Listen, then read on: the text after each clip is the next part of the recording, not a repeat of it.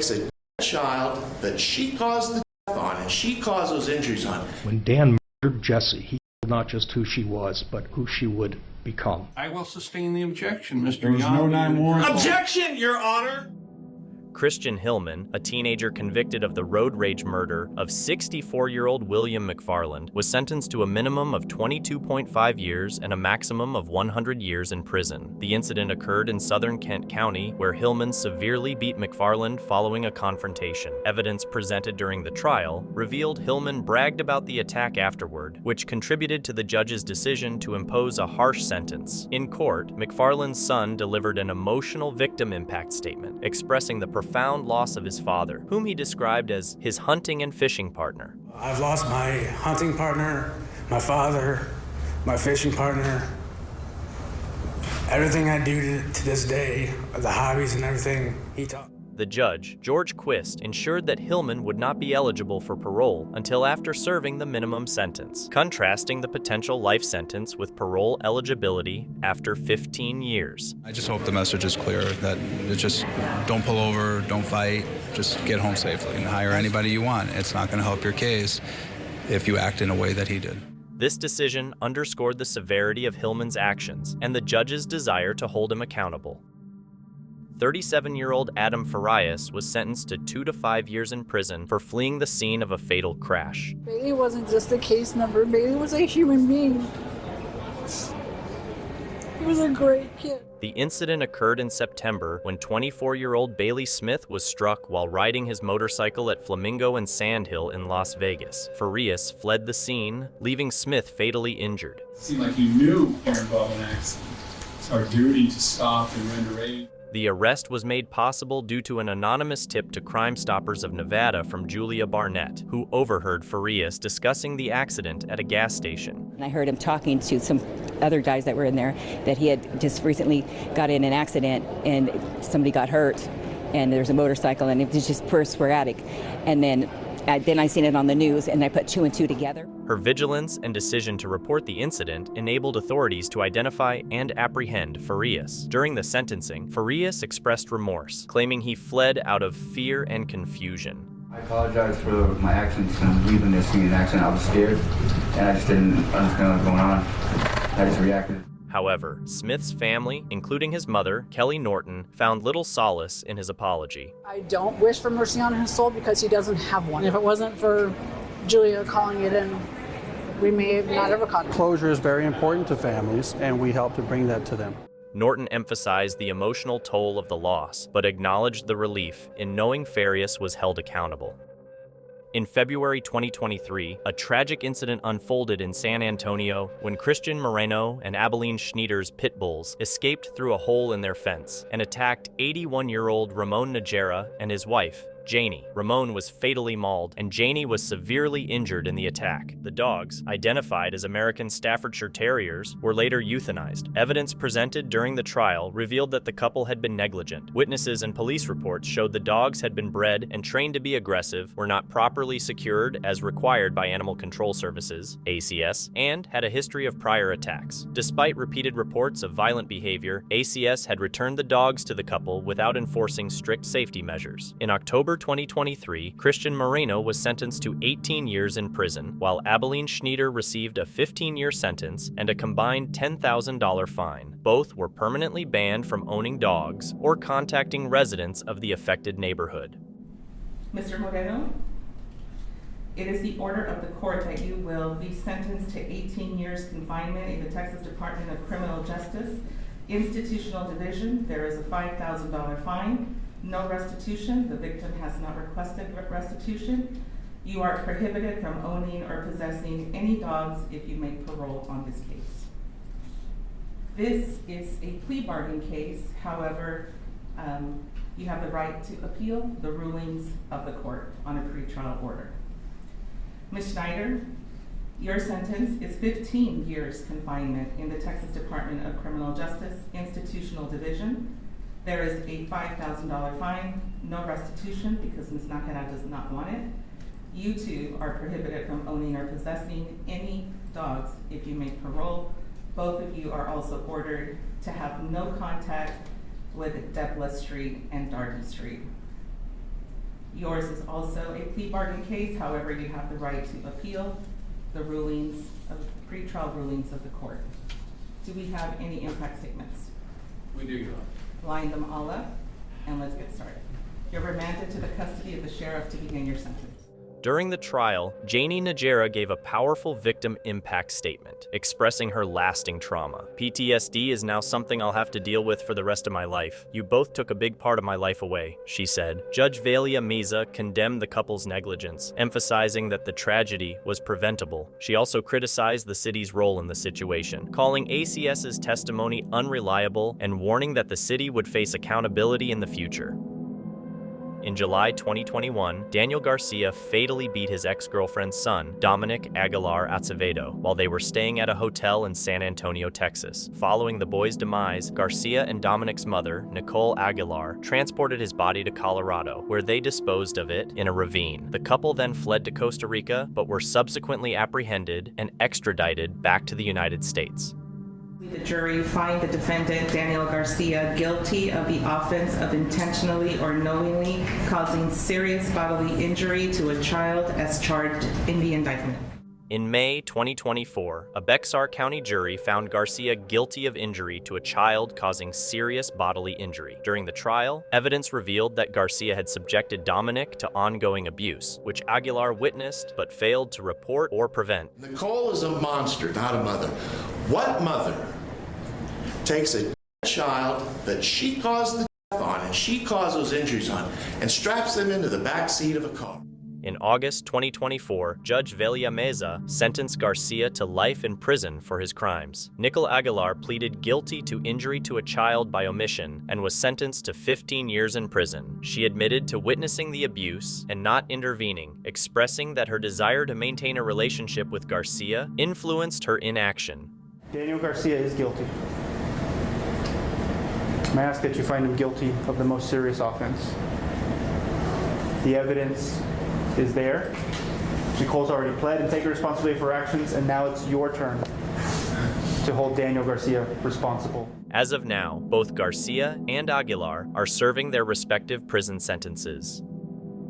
In San Antonio, Texas, a 15-year-old boy has been charged with murder in the tragic loss of 18-year-old Kayla Salis, who was fatally injured while riding in a car with her mother near Kenwood Park. According to police, the boy unleashed a series of rounds, with one bullet ricocheting and hitting Kayla, who was in the passenger seat.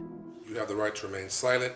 The suspect has been in custody since late October and has a history of prior theft charges. While detained, he has faced additional behavioral issues, including intimidation, threats, and challenges to authority. He's received behavioral write-ups and security sanctions for minor disruptions, directly challenging authority of adults, intimidation, and threats. During a recent juvenile court hearing, the defense requested his release, citing his intent to fight the charges at trial. He's instructed me that to fight for the case in trial. For these reasons, we're asking the court to be, for him to be released. However, the judge denied the request, ruling that the boy was too dangerous to be released, especially given his misconduct in detention. Kayla's grieving family attended the hearing, seeking justice and vowing to continue advocating for her. You were given an opportunity. You were on defer. Then you come up with 2 more charges, and now you can't act right in the back. What do you think's going to happen? The suspect remains detained and will appear again in court within the next 10 working days. The family continues to cope with their loss as the case unfolds. In Ohio, a mother of 4, Dominique Norris, was sentenced to house arrest after leaving her 3 children alone at home for 3 days while she traveled to Florida with her youngest child. To ensure that you will be with your children at all times. The situation came to light when one of the children told a teacher about being left alone, mentioning that her mother had ordered food through Uber Eats and left it at the door. She kind of reported to her teacher that she talked to mom on the camera last night and that mom ordered them Uber Eats and left it at the door. Police conducted a welfare check and found the home in disarray, with liquid spilled on the floor and one of the children had slipped. Department. Yeah. Hi. Are you okay? Knowles initially misled her own mother, claiming there were adults available to help. Lied to her mother, there were adults that were available to help out. At sentencing, the judge expressed concern for the children's well-being, placing Knowles on house arrest for a year, with the exception of work hours, to avoid further harm to her daughters by separating them from their mother. Don't want to further victimize your daughters by separating you from them, because they will suffer the unintended consequences, and I will not have that. And it is now time for you to become the mother that your daughters deserve, need, and require. She was also given 5 years of probation and mandated counseling, with the judge emphasizing the need for her to fulfill her responsibilities. Daniel Bartell was sentenced to life in prison without the possibility of parole for the murder of 19-year-old Jessie Blodgett, a former classmate. Jessie was found strangled in her bedroom in Hartford, Wisconsin. During the emotional sentencing, Jessie's family and friends remembered her as an inspiring and encouraging young woman, highlighting the devastating loss caused by Bartell's actions. You charmed us, you challenged us, you dazzled us and inspired us. So confident and free to be yourself. So encouraging of others to do the same. Despite his conviction, Bartell maintained his innocence, but even his family expressed doubts about his claims. Jessie's father gave a heartbreaking statement, lamenting the future his daughter will never have and the profound loss the family has endured. I have a disgustingly innate ability to lie to myself that I've exercised far too many times in my life. But I refuse to hurt someone other than myself by doing that. When Dan murdered Jessie, he killed not just who she was, but who she would become. She will never have the chance to be that woman. And I will never have the chance to know and love and admire and take pride in that woman. In addition to the murder charge, Bartell faces 3 other charges related to an attack on another woman in a park just days before ending Jessie's life. The courtroom proceedings underscored the lasting impact of Jessie's loss on her loved ones and the community. Cedric Patterson was sentenced to 44 to 49.5 years to life in prison for the murder of Bernard Owens and injuring another man. Patterson's sentencing came 2 weeks after his conviction for taking the life of Owens at the Riverview Apartments in December 2021 and injuring another man in a separate incident just days earlier. I am grateful that he got what he deserved and my brother got justice today, and I'm grateful for that. The courtroom was filled with emotional pleas from Owens's grieving family, who expressed their enduring pain and called for justice.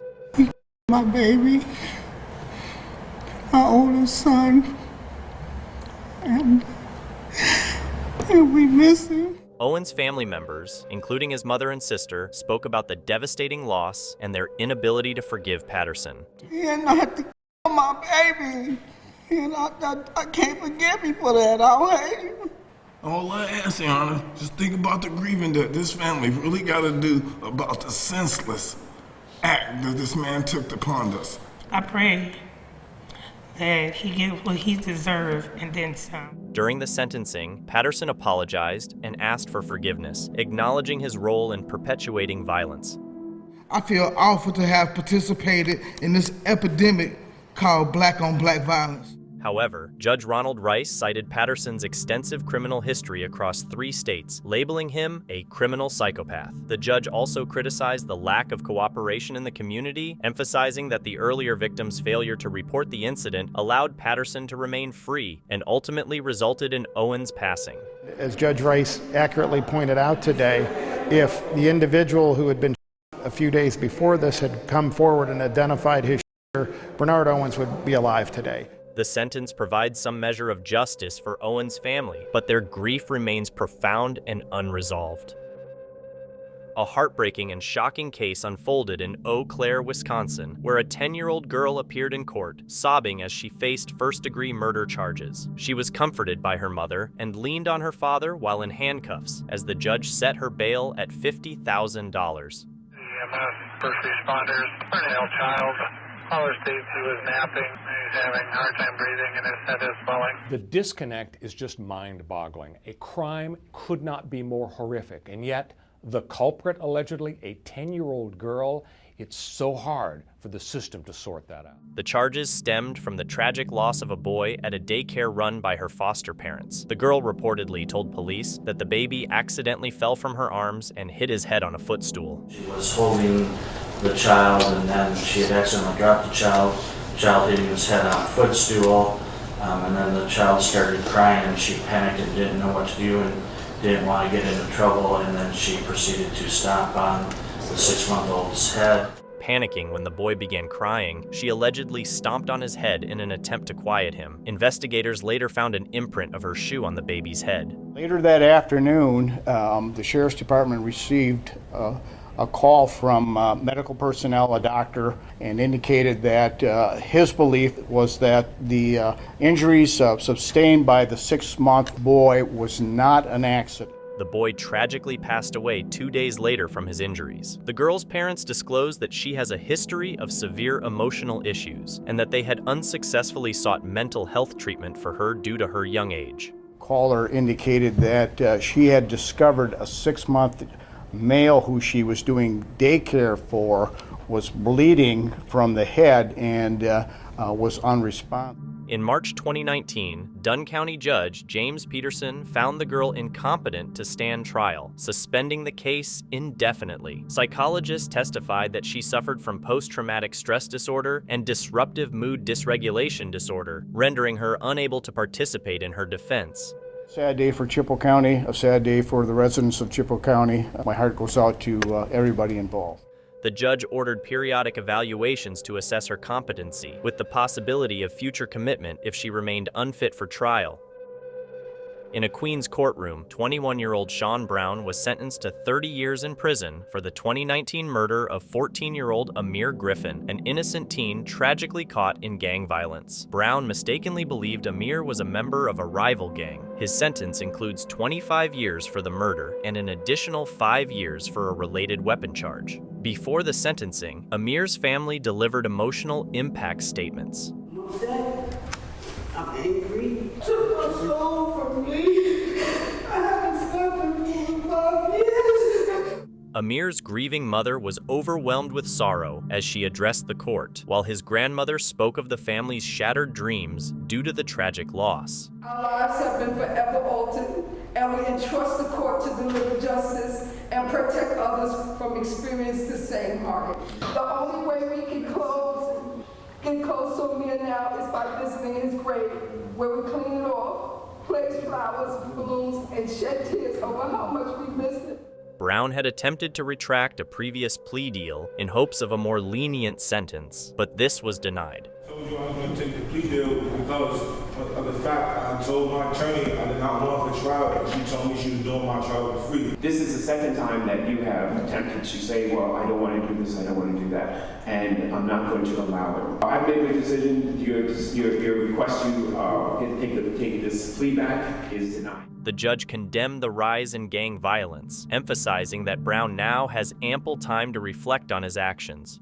You just ruined your life, and your life could have been a lot better than it is now. You could have done so much more with it, but it's going to hit you that, you know what, I really did mess up. Queens District Attorney Melinda Katz expressed satisfaction with the sentence, emphasizing its importance in providing closure to Amir's family. 30 years is a good amount of a sentencing for this. It gives the family closure. You have way more things out there that you could be doing besides someone.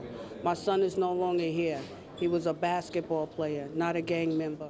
She also reaffirmed her commitment to tackling gang violence and removing illegal weapons from the streets to prevent future tragedies like this one. Joseph Alvarado was sentenced to 65 years in prison for the murder of Tarek Ross in an emotional courtroom hearing marked by grief and heated outbursts. The case stemmed from a fatal incident on March 6th of the previous year when Ross lost his life while sitting in a car with his girlfriend and their infant. Testimony revealed that Ross had been selling weed to Alvarado at the time of the incident. The sentencing hearing featured powerful testimony from Ross's mother, LaRonda Ross, who recounted the devastating moment she learned of her son's tragic loss. They just said he just didn't make it. I hope one day that I do get my faith back and I can pray for you, because I can't pray for you right now. Tariq was my everything. He was my world. Her emotional statement included a hope to one day find peace and the strength to forgive, though she admitted she could not pray for Alvarado at the time. Alvarado's relatives reacted loudly to the lengthy sentence, causing a brief disruption in the courtroom.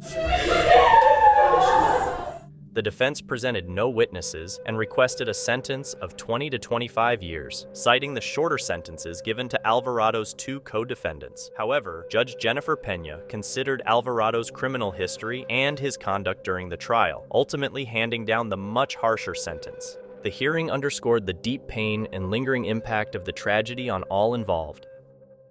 Francisco Delgado, 26, was sentenced to 99 years in prison for the fatal stabbing of 22-year-old Alex Martinez outside the Entourage nightclub in Corpus Christi, Texas, in June 2016. A local jury, after 3 days of deliberations, found Delgado guilty and issued the maximum punishment. The trial's punishment phase was emotionally charged, as Martinez's family revisited the pain of his loss and shared how their lives were forever altered. The court also learned that Delgado had a violent past, having been arrested and charged just 5 months before the murder for stabbing another individual. Prosecutors emphasized that the sentence was meant to send a strong message about accountability and the severe consequences of committing brutal acts of violence.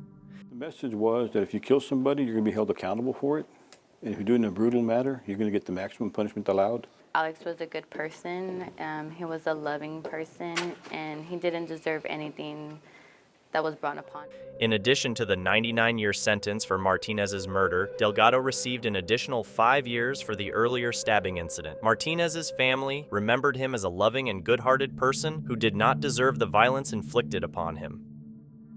In an emotional sentencing, Shawn Lexington was sentenced to 60 years in prison for the loss of Bailey McKnight, her unborn child, and Ryan Kennedy in a DUI crash on July 21, 2018. Family members of the victims delivered heartfelt impact statements, expressing their profound grief over the loss. Kennedy's mother shared how she felt like a part of her had died, while McKnight's mother mourned the stolen future moments, such as planning her daughter's wedding and meeting her unborn grandson, Lawson. I'm rid of all of my necklaces because this is the only thing that I can wear, because it is his thumbprint, and it makes me feel safe, and it makes me feel close to him.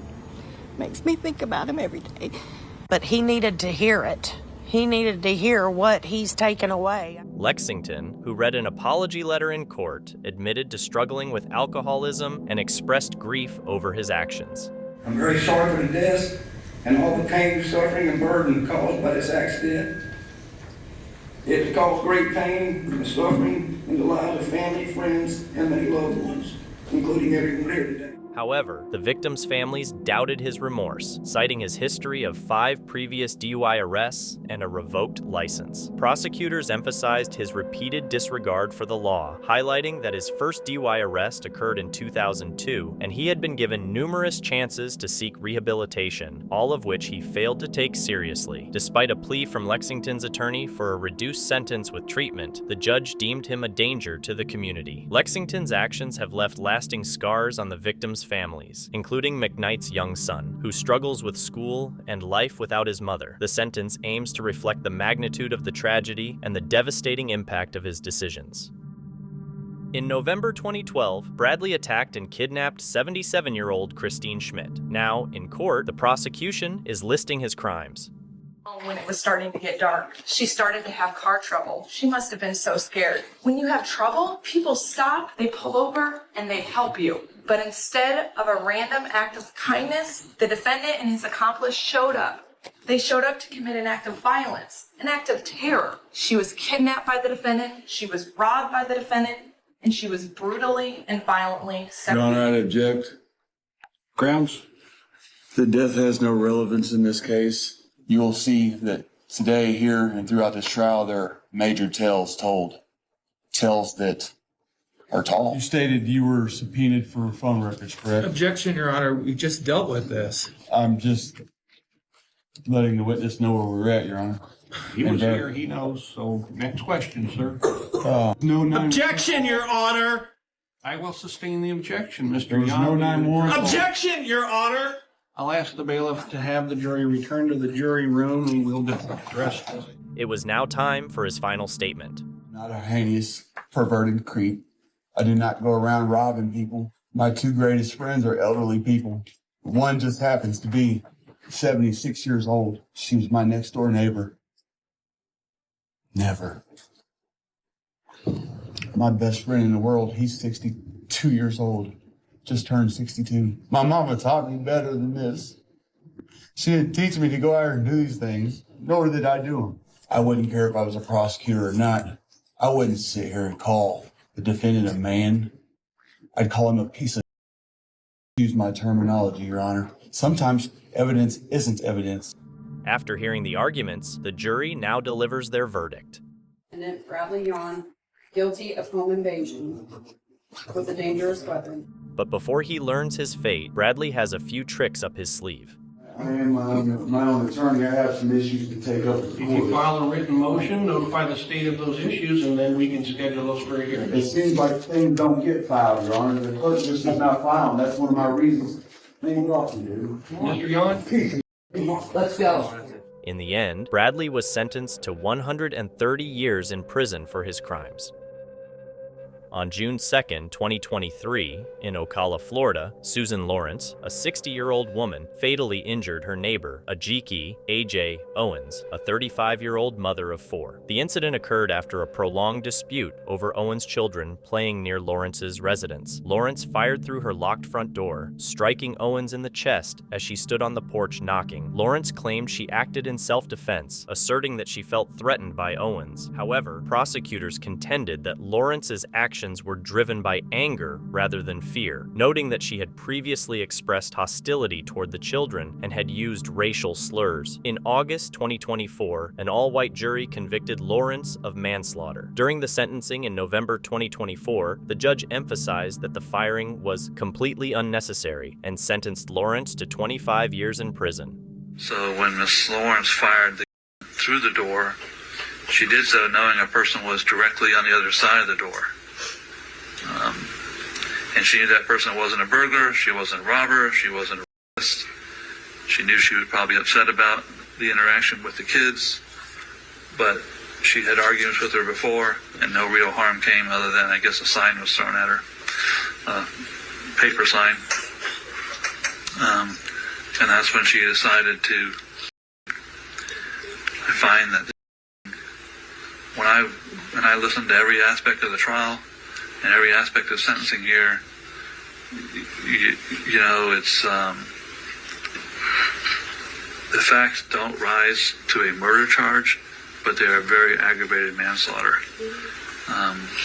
Because this case, it was based, I find, more on anger than fear. Weigh it out, and believe me, I find that, you know, she's a victim of child sex abuse was a significant mitigating factor. And she has no criminal record, which is also a significant factor. However, we also have a tremendous harm inflicted upon this family and the victim's family. So what I'm going to do in this case is she being adjudicated guilty of manslaughter with a firearm, in order to serve 25 years in the Department of Corrections. Credit for 538 days. $100 cost of prosecution, $100 fine, court cost. Good luck to you, ma'am. You have 30 days to appeal. Is the defense requesting the appointment of public defender for purposes of appeal? Yes, sir. Just a few more things I want to put on the record. Sure. There was never an offer by the state. The state had asked us to make any reasonable offers. Ms. Lawrence chose not to do that, just for the record. Okay. We also did not file a stand your ground motion for strategic purposes. That was also discussed with Ms. Lawrence as well. Just wanted to put that on the record. That's it, Judge. Owen's family, particularly her mother, expressed profound grief over the loss and advocated for the maximum sentence. This case has sparked discussions about Florida's Stand Your Ground law and its implications, especially concerning racial dynamics and neighborhood disputes. The delay in charging Lawrence and the eventual manslaughter conviction, rather than a more severe charge, have been points of contention within the community. In November 2023, a tragic incident occurred in Shepherdsville, Kentucky, where 33-year-old Tiffany Lucas fatally injured her 2 sons, Maurice Baker Jr. and Jaden Howard, in their home. Upon arrival, authorities found Lucas collapsed in a neighbor's yard, and the 2 boys critically injured with wounds from a firearm. Both later succumbed to their injuries at Norton Children's Hospital. Initially, Lucas claimed the incidents were accidental and suggested she had been manipulated through Facebook into committing the acts. Her defense attorneys filed for an insanity defense, citing a psychotic episode induced by opioid withdrawal. In October 2024, Lucas pleaded guilty to 2 counts of murder, foregoing a trial. During the sentencing on November 22, 2024, family members delivered emotional impact statements, expressing their grief and calling for the maximum penalty. I cannot imagine the sheer horror these children must have experienced seeing their mother with a gun. The sheer horror that second child had as he heard the discharge of that weapon for the first child. And maybe even both of them seeing their mother pull the trigger, taking their life.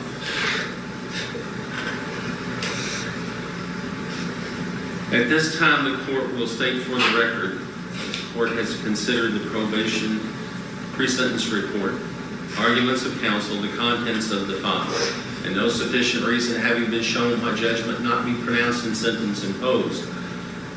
Case number 23 CR 404, Commonwealth of Kentucky versus Tiffany Lucas, as to count 1. The court will adjudge the defendant guilty of the offense of murder and fix her sentence at life in prison. On count 2, the court will adjudge the defendant guilty of the offense of murder and fix her sentence at life in prison. This time, the court will order that the Sheriff's Department deliver the defendant to the custody of the Corrections Cabinet for service of her sentence of imprisonment. Judge Rodney Barres sentenced Lucas to 2 life terms in prison, 1 for each count of murder. Under Kentucky law, she will be eligible for parole after serving 20 years.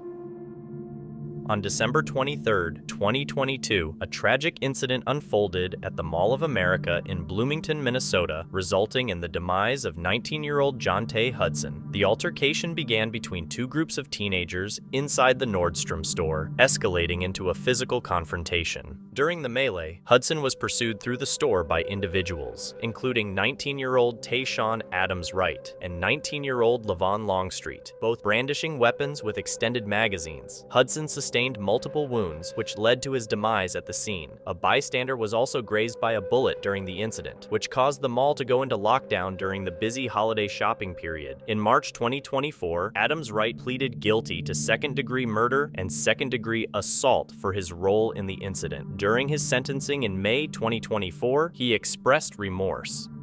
I want to apologize for bringing pain and suffering to the victim family, also to the labor, and to the community of Bloomington and Mall of America. I also want to apologize for my mom and my family. After I was 18, I fully developed to really understand the impact of my actions. I know and understand what I did is wrong, but I'm so full responsibility for my actions. I always say I'm sorry, but saying I'm sorry is not only what I've done. I was influenced by false fame, music, and video games, but I cannot take back my action. I truly apologize for my actions. Judge Paul Scoggin emphasized the deliberate nature of the act. In crafting a sentence today, I've taken into account the remarkable circumstances of in the middle of a holiday rush in a major retailer or a retail establishment, Mr. Wright, you and several others decided to hunt someone down and execute him. And we've all seen that tape. And there can be no other definition of what happened that day. And your recitation of acting in self-defense that day, you weren't. You participated with a group of people. And it is as simple as that.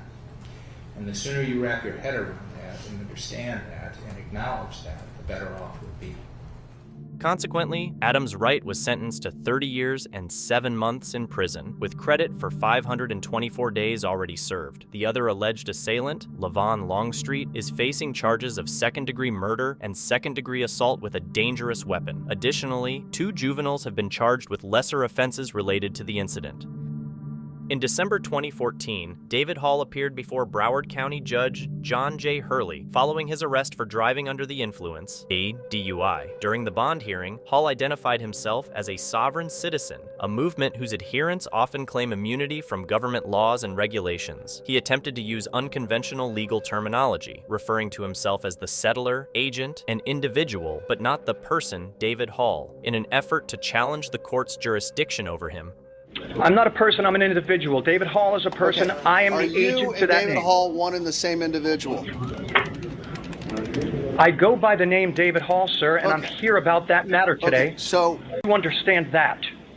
I am here in my real capacity as the private individual for that name.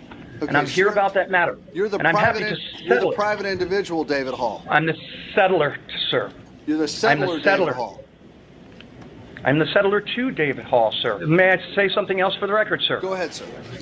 Thank you. I am secured party under a UCC filing at the Secretary of State 201-308-717-006. Okay. I am secured party to David Hall on the record. And understand the difference between a person and an individual. And you're the individual, but you're not the person. Is that correct? Correct. Correct. I'm going to write that down. Yes. Judge Hurley, familiar with such tactics, engaged Hall by mirroring his language, asking, how much money does the settler, the agent, the individual have in the bank? This approach highlighted the impracticality of Hall's arguments. Okay, how much money does the settler, the agent, the individual have in the bank? I'm not certain at this time, sir. Okay. Only that I will give it an affirmative that there is money in a bank account. Okay. And the settler, the agent, the individual, and maybe even the person, David Hall, has been charged with DUI. A DUI while the settler, the agent, and even the person. Well, is there any other? Are you asking me as the settler, the agent, the individual, or are you asking me as the person? Sir, I'm asking, then what entity are you referring to me as? Because I'm referring to me as the David Hall, who's the settler, the agent, the individual, and the person. I'm not the person, sir. Okay, when I am you not see the person, David Hall, tell him he's not leaving jail either, all right? Sir, then may I ask what my remedy is? Can you provide me a remedy? When Hall continued to resist standard legal procedures, Judge Hurley ordered a mental health evaluation to assess his competency to stand trial. In September 2019, Robin Howington, a 41-year-old mother from Knoxville, Tennessee, was involved in the tragic loss of her daughter, Destiny Oliver, who was fatally injured in their home on Balsam Drive. Initially, Howington provided conflicting accounts to the authorities, at one point alleging that her 2-year-old son was responsible for the shooting. Her inconsistent statements and attempts to destroy evidence, including her cell phone, raised suspicions during the investigation. Toddler could just walk in within 2 or 3 minutes after you and your children arrived home, found the gun, pointed it at your daughter, and pulled the trigger when that been in that same place for 24 to 36 hours, and nobody saw it. I will never believe that. And I don't think you were honest with the jury about how that happened. But the simple fact remains that however he found it, you were responsible for that. What I believe happened, if in fact it was your child that had the when the bullet was fired that killed your daughter, there was a man that came in. And I don't know if it really was somebody to collect window tint payments like you testified to, or if it was a pill deal, but somebody came in. It was a strange man in your house, and I believe you had that for protection. I believe you had it round chambered and the safety off, and that was left there, and when you stepped out to smoke, the tragedy occurred. But that's on you and nobody else. In March 2024, following a 5-day trial, Howington was convicted of multiple charges, including reckless homicide, 2 counts of aggravated child neglect, tampering with evidence, attempted tampering with evidence, and false reports. The jury acquitted her of the more severe charge of felony murder. So I place great significance on the 2 enhancement factors that I found. Your history as well as the firearm use in this case. As stated previously, the mitigating factors, this was an unusual case. There are unusual circumstances, but I don't place much weight on that as far as mitigating your punishment. So if you would, please, ma'am, stand up. Ms. Howington, in docket number 117659, based upon the jury's verdict of guilt, finding you guilty in count one of the lesser included offense of reckless homicide, you were found guilty of that offense and sentenced to a term of 3 years to serve within the Tennessee Department of Correction as a range 1 offender. During the sentencing hearing, the prosecution highlighted Howington's extensive criminal history and her actions following her daughter's demise, arguing for an enhanced sentence. In count 2, based upon the jury's verdict of guilt, finding you guilty of aggravated child neglect, you were found guilty of that offense and sentenced to a term of 22 years to serve within the Tennessee Department of Correction as a range 1 offender. In count 4, based upon the jury's verdict of guilt, finding you guilty of false report, a Class D felony, you were found guilty of that offense and sentenced to a term of 3 years to serve within the Tennessee Department of Correction as a range 1 offender. In count 5, based upon the jury's verdict of guilt, finding you guilty of tampering with evidence, a Class C felony, you were found guilty of that offense and sentenced to a term of 5 years to serve within the Tennessee Department of Correction as a range 1 offender. And finally, in count 6, based upon the jury's verdict of guilt, finding you guilty of attempted tampering with evidence, a Class D felony, you were sentenced to a term of 3 years to serve within the Tennessee Department of Corrections. Sentences will be served concurrently, one with the other, for a total aggregate sentence of 22 years to serve within the Tennessee Department of Correction. And as your attorney has pointed out, the service rate is at 85%. I wish we weren't here. I know that you wish you weren't here. Mr. Oliver wishes that we weren't here, but you're the one responsible. The defense contended that she had no prior felony convictions. Judge Scott Green sentenced Howington to 22 years in prison, with the stipulation that she must serve at least 85% of her sentence before becoming eligible for parole. It was a warm spring evening in 1989, the kind of night when the city buzzed with energy. Central Park, a usual haven for New Yorkers, was bustling with activity. Yet, amidst the usual flow of joggers, families, and people enjoying the pleasant breeze, something much darker was unfolding. A group of around 30 teenagers wandered the park, some causing trouble, harassing people, creating chaos, and instilling fear in anyone they encountered. You've seen these young children come before you, Judge. You've seen what they look like. You've seen the mass hysteria that's in the paper. Elsewhere in the park, Trisha Maley, a 28-year-old investment banker, was out for her regular jog. What should have been a peaceful run turned into a nightmare. She was brutally attacked, beaten, and left unconscious on the ground. By the time help arrived, she was barely alive. She spent the next 12 days in a coma, and during that time, the case gripped New York City. The media called it the Central Park Jogger case, and the story spread quickly. 5 boys, aged 14 to 16, soon became the focus. Kevin Richardson, Raymond Santana, Antron McCrae, Yusef Salem, and Corey Wise. Their lives were about to change forever, though they didn't know it yet. Richardson and Santana were the first to be arrested, accused of muggings and threatening behavior. McCrae, Salam, and Wise were arrested soon after. Wise hadn't even been a suspect at first. He had just gone to the station to support his friend Salam. That decision would cost him dearly. Once in police custody, things quickly went downhill. The boys were interrogated for over 7 hours without their parents or lawyers. Imagine that. Teenagers, scared and alone, being pressured by experienced detectives. After hours of questioning, 4 of the boys eventually confessed on video, each telling a different version of what happened. Y'all are very loud. Used to close their mouth. They had bigger heads than us. Close their mouth. So we were looking at her, and I felt kind of bad. The boys said they had either touched or held down Miley while one or more of the others attacked her. These confessions, though inconsistent, became the basis for the prosecution's case. But here's the problem. None of it was true. The DNA evidence from the crime scene didn't match any of the boys. The case should have fallen apart right then, but it didn't. Instead, the police and prosecutors kept pushing forward, convinced they had enough with the confessions. The boys, now known as the Central Park 5, tried to take back their statements, saying they had been forced to confess. But it was too late. While they were fighting for their lives in court, a larger figure loomed over the case: Donald Trump. Back then, he wasn't a politician, but a wealthy real estate mogul known for making headlines. He spent $85,000 on full-page ads in New York City newspapers calling for the death penalty. After 2 difficult trials, the Central Park 5 were convicted. The boys, who were really still children, were sentenced to 6 to 13 years in prison for a crime they didn't commit. The city moved on, believing justice had been served, while these young men were locked away. But the truth eventually came to light, even when the system tried to hide it. In 2002, years after the case had faded from the news, a man named Matias Reyes came forward. Reyes was already in prison for other crimes, including violent rapes and a murder. He had crossed paths with Cory Wise twice in prison. For reasons unknown, he confessed to attacking Trisha Mealy, saying he acted alone, and gave details only the real attacker could know. When his DNA was tested, it matched the evidence from the scene. The case against the Central Park Five collapsed, and they were cleared, but only after serving nearly all of their sentences. These young men had lost so many years of their lives. Antron McCrae, Kevin Richardson, Raymond Santana, Yusef Salam, and Cory Wise each spent their most important years in prison, unfairly labeled as criminals by a system that had decided they were guilty from the beginning. Afterward, they sued the city of New York and won a $41 million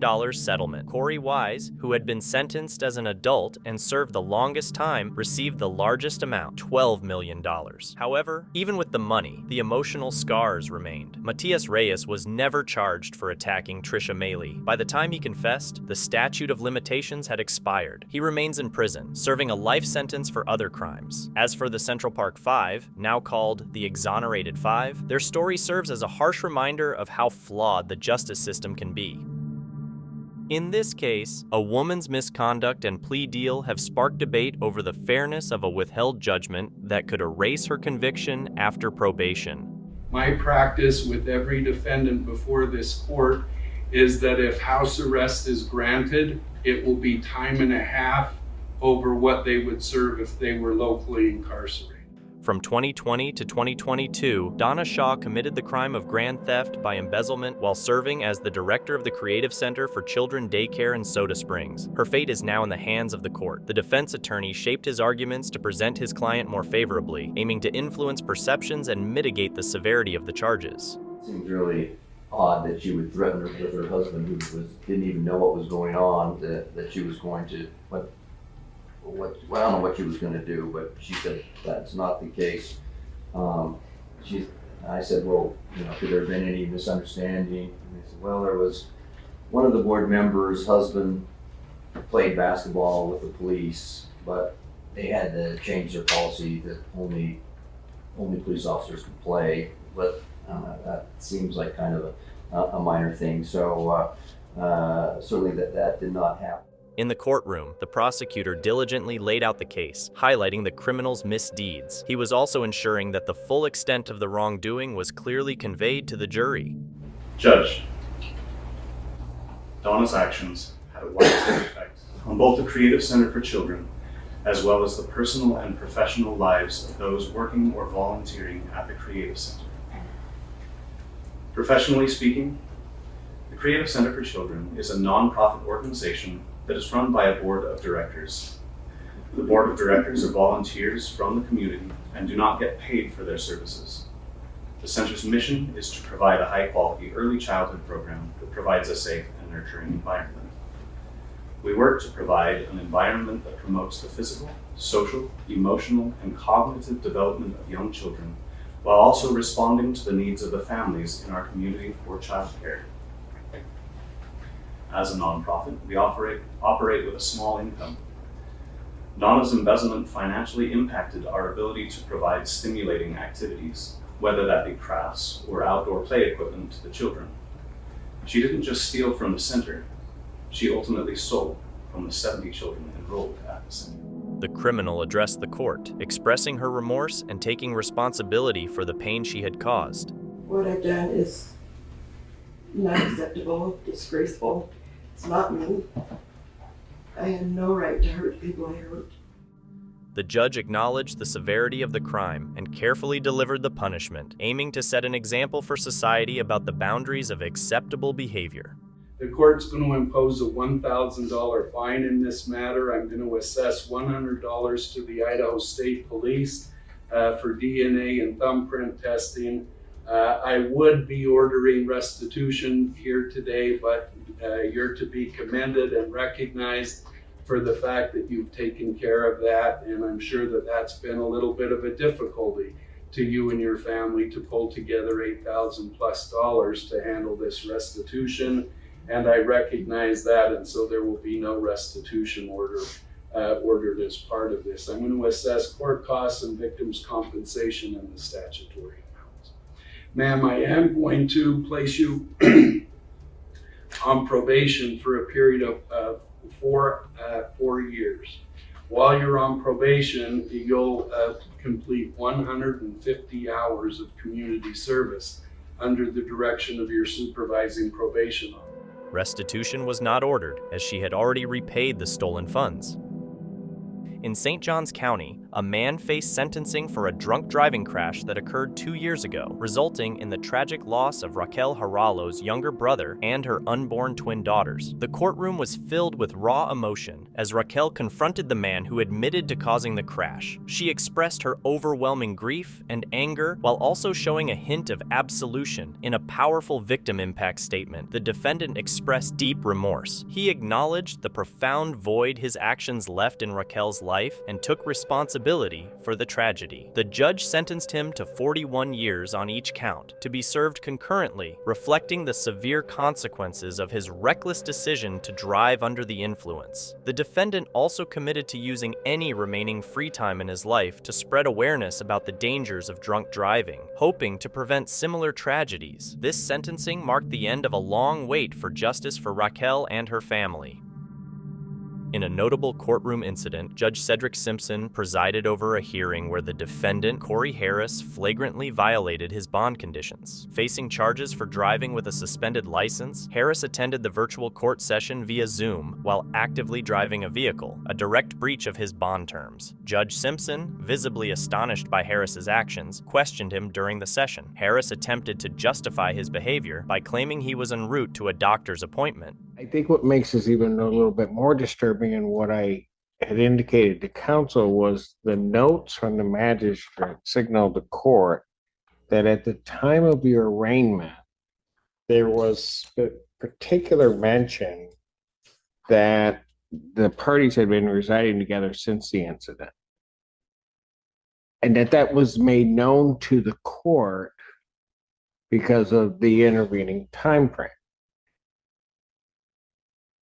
However, what that tells me is that it was more emphasized that there was a no contact, because I can tell that because the magistrate wrote it in her writing in the file that that's specifically what she's ordering. So that I'm clear in that regard, there was going to be this significant change in what was happening. It wasn't like something happened and then you're arraigned and going to do that. That was brought up. That's outside of the fact that then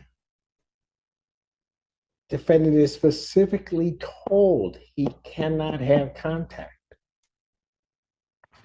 Specifically told that. And so the fact that he's been through it, the fact that that was raised at exam, he then comes in here and completely goes the opposite way and then sits down there. I can't ignore that.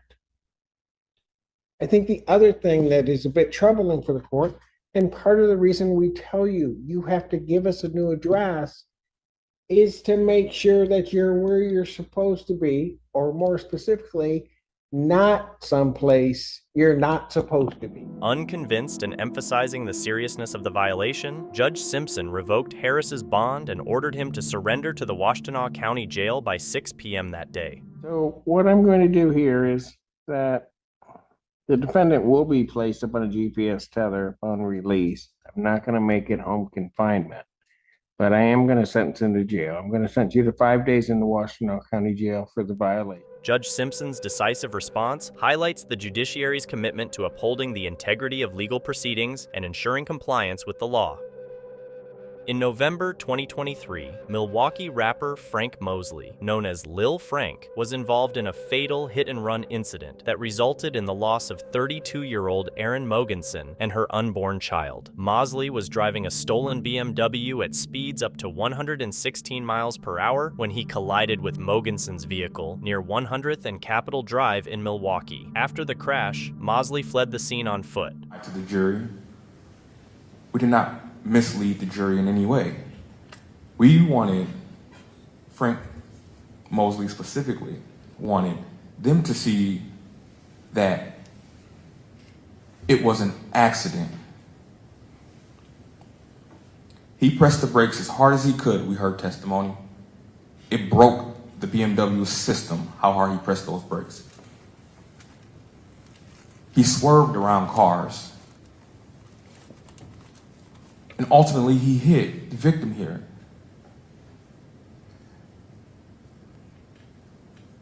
As I said before, and I'll say again, she did nothing wrong.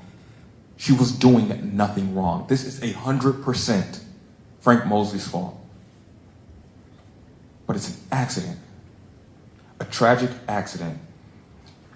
I can listen to comments about myself, about defense's theories, but to paint Frank Mosley as a monster, as a person who did not care, is highly incorrect. He did care. He cared so much that he wrote letters to the family, to the victim, because that's what he wears every day as he's sitting in that cell. Judge, I'll read what Mr. Frank said to the PSI writer.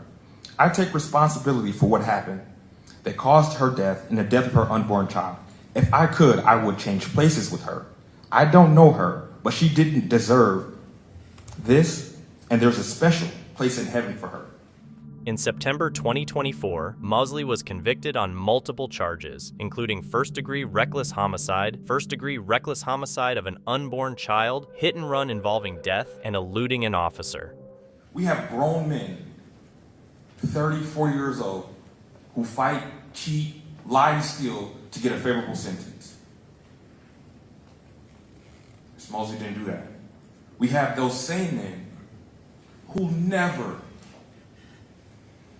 accept what's coming to them. Mr. Mosley is different. I submitted I submitted my sentencing memorandum to the court. We know he graduated, but we also know that he is what I would call a very talented music artist. This case has never been, let's say, low stakes. Let's say everyone has known about this case since it started. It's been a very big deal. There are communities across Wisconsin listening to this court, from the victim side and from the defense's side. After this trial, Running Rebels asked me to speak to the children there. And their question was, what do we do in the situation? I told them to just stop. Stop. If you are in a car, you have drugs in your pocket, just stop. You have license plates that have issues, or this car's not yours, just stop. Just stop, because the court will understand and will respect you for just stopping. You did not make a situation worse. And I believe that a message does need to be sent. But what should that message be? If you make a mistake and we catch you, we're going to send you away for 40 years? Is that the message we want to give them? I don't think so. I think we want this to stop. I want it to stop. How do we get that? We have to reach the youth. And 40 years is unfathomable to a 20-year-old. Unfathomable to a 17-year-old, 15-year-old. They think their life is over when it's really not. Sit there, stay calm, and let this process play out, because you will be treated fairly. The courts will hear you. But if you run and you cause this travesty, the death of a very innocent young lady, you're going to have worse consequences.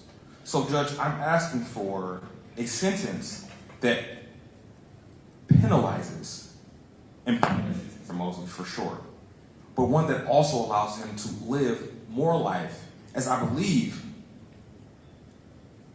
that would be consistent. And I can continue on saying, stop. It will only get worse if you run. Your life will not be over. We will deal with it on the back end. Thank you. He was subsequently sentenced to 40 years in prison, followed by 10 years of extended supervision.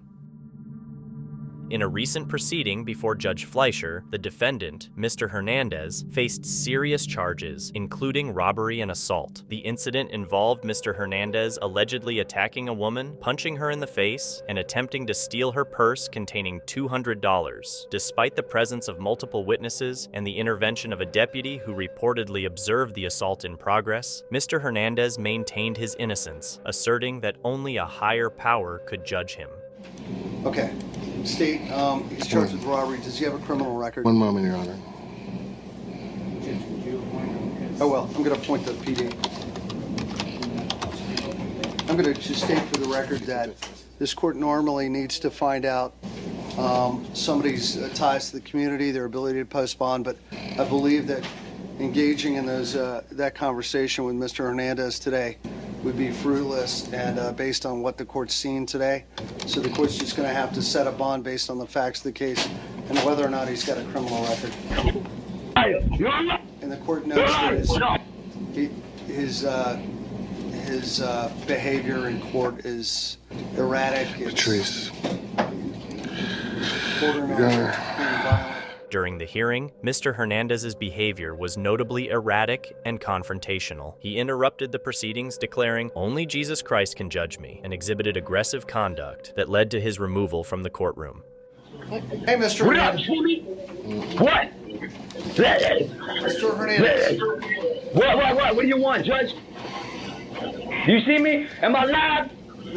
Mr. Hernandez, you're charged with robbery today. And if you stay calm, I'll be nice to you, you be nice to me, and we'll get through this hearing, all right? Listen, I got one thing to tell you, Judge, and that is that only Jesus Christ can judge me, Yes, all right? sir. You judge people as if your tongue is a gavel, and you prosecuted a lot of innocent people that were my brothers and sisters, and you think for 1 second, I'm going to let you do the same to me. You're not even thinking, my friend. Just, yeah, leave him there, but just shut that off. Go ahead. I can tell you, 2010, he had wearing a mask to conceal his identity. He was investigated in 2010 for violating a domestic violence injunction that was dropped. Patrice, do you by any chance have any notes of anything outside of Broward? Okay. Is that it? That's all I have, Judge. Mr. Hernandez, I do see you reside in Fort Lauderdale. It says for 48 months. You have a Fort Lauderdale address. However, this court does note that it was observed by a Broward Sheriff's deputy that you punched a woman in the face. Her purse was on the ground. You allegedly violently grabbed her purse, tried running away with it, but she held on. You allegedly picked up $200 in cash, which was inside the victim's purse, ran away, and returned to the victim, allegedly punched her in the face several more times. And there's a deputy Stambaugh allegedly arrived on the scene and caught you beating the woman. And there's also 3 witnesses who work in the area who observed you doing this. She suffered injuries to her face and head. Okay, sir. Based on what the court notes is your criminal record, the facts of the case, the level of violence, and the court's concerned that your behavior, as you demonstrated today, a threatening manner, threatening words, erratic behavior. The court has great concern for the safety of the community, and noting the level of violence, the court's going to set your bond today at $50,000. The court will order pretrial release with a GPS monitor. That will be level 1. And the court will order that you are not allowed to have any contact directly or indirectly with Marie Pompey. No contact with her. You must stay 500 feet. Judge Fleischer expressed concerns about Mr. Hernandez's demeanor, criminal history, and the violent nature of the alleged offense. Consequently, the judge set a bond of $50,000 and ordered pretrial release with a GPS monitor under Level 1 supervision. Additionally, a no-contact order was issued, prohibiting Mr. Hernandez from any interaction with the victim, Miss Marie Pompey, and mandating he remain at least 500 feet away from her. In September 2020, former ballerina Ashley Benefield fatally injured her estranged husband, Doug Benefield, amid a contentious custody battle over their young daughter. Ashley claimed she acted in self-defense, alleging prolonged abuse by Doug. However, prosecutors contended that she fabricated these allegations to gain sole custody. The medical examiner's findings suggested that Doug was not facing Ashley when he was struck by the bullet, casting doubt on her self-defense claim. Are not applicable. And in those admissions, Doug Benefield not only admitted to various acts of domestic violence, I don't think an act such as firing a firearm in the kitchen of a home into the ceiling, specifically acknowledging that you did it to intimidate your wife into stopping to speak, is the kind of act that one is able to say, gee, you know, in hindsight I've thought about it and I was wrong. Forgive me. There are certain acts that manifest a much deeper problem. And those of us that are members of society who have never so much as contemplated such an act realize that it speaks to a much deeper problem. So we not only have Doug Benefield's admissions under oath of these various domestic violence incidents, but we have him violating the South Carolina court's domestic violence injunction, his efforts to purchase the house behind Ashley Benefield's while the domestic violence injunction was in full force and effect,